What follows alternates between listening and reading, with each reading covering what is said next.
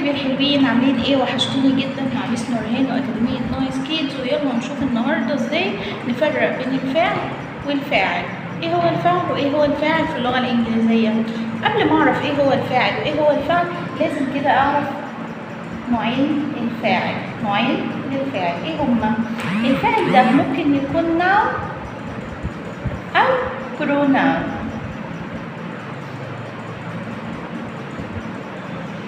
تمام. noun يعني اسم، والاسم عبارة عن ايه؟ ليه اسم شخص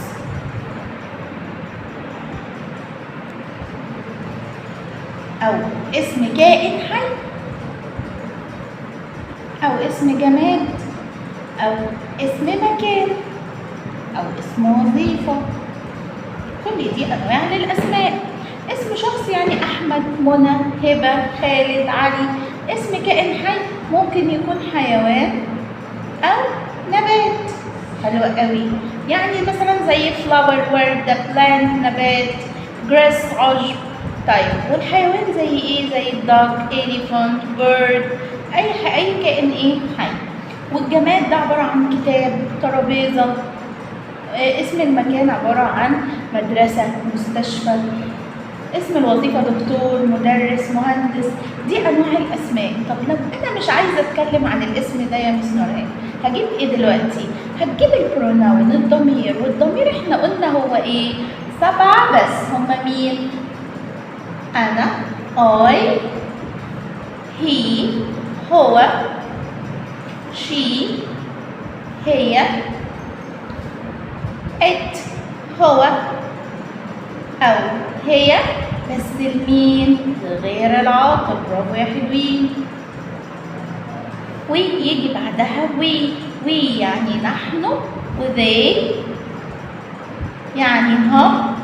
ويو دي بقى يا حلوين اللي بتطلع معانا يا مفرد يا جمع. لو مفرد هتبقى معناها أنت أو أنتم. إيه ده مس؟ أنتم إيه؟ أنت أو أنتي. سوري يا حلوين. ولو جمع هتبقى أنتم. طب they دي بقى قصتها قصة برضه، لأنها بتيجي مع العاقل، الجمع أو الغير عاقل. غير ايه؟ عاقل، الجمع. يعني بتحل محل الات دي يا حلوين. تمام؟ تمام. كده عرفنا ايه هو البروناون وايه هو النون. طيب انا المفروض عليا دلوقتي ابقى فاهم انا اقدر استخدم الفاعل ده فين في الجمله. قال لي طيب الفاعل بيكون مكانه دايما في بدايه الجمله. الفاعل بيكون مكانه فين؟ يبقى نكتب كده الفاعل يوجد في بداية الجملة. لحد دلوقتي الدنيا تمام؟ تمام جدا. طب ده الفاعل، امال ايه الفعل؟ يلا دلوقتي عشان نشوف ايه هو الفعل. حبايبي الحلوين بعد ما دلوقتي قلنا ايه هو الفاعل، يلا بينا نقول ايه هو الفعل. والفعل برضو بيجي مكانه فين؟ تمام.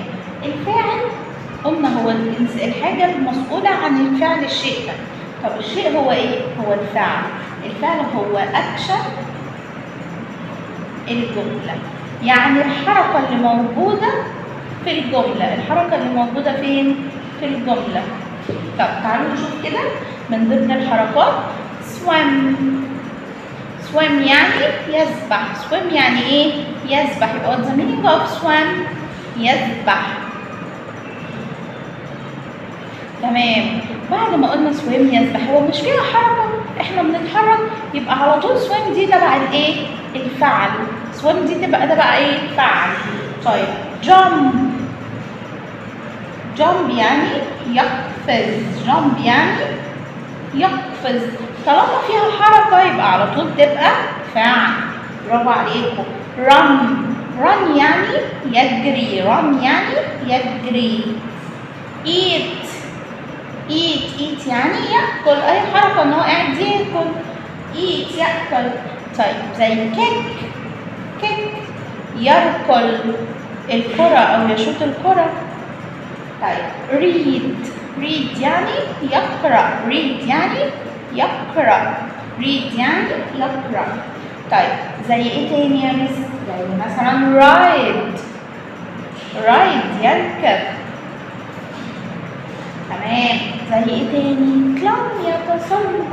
climb يتسلق وفي silent. يتسلق، حد هيتسلق الجبل، هيطلع الجبل او يتسلق الحائط، اسمها ايه؟ climb. تمام. drink يعني يشرب. برافو. drink يعني يشرب. شطار يا حلوين. يلا حبايبي الحلوين نكمل بقيه الفيربس بتاعتنا وهنقول cook. الفيديو بتاعنا فصل على cook. تمام. cook يعني يطبخ. تمام. زي مامي كده ان هي ايه بتقف في المطبخ تطبخ كده، هي بتعمل حركه اهي. طيب sing يغني. يغني. هو واقف بيغني يبقى بيعمل حركه، هو في حاجه بيعملها. طيب play يعني يلعب.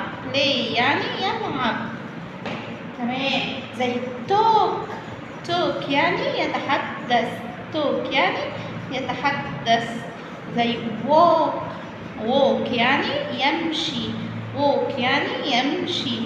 زي go يذهب. زي مثلا write يعني يكتب. الدبليو هنا silent. تمام.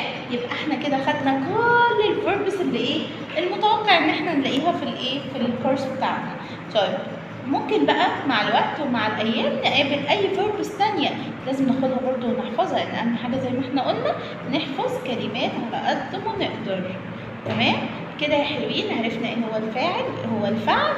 تمام. والمره الجايه هنعمل فيديو ازاي استخدم الفعل في جمله مع كان وكانت. ما ننساش اخر حاجه وقفنا عندها كان وكانت. Goodbye.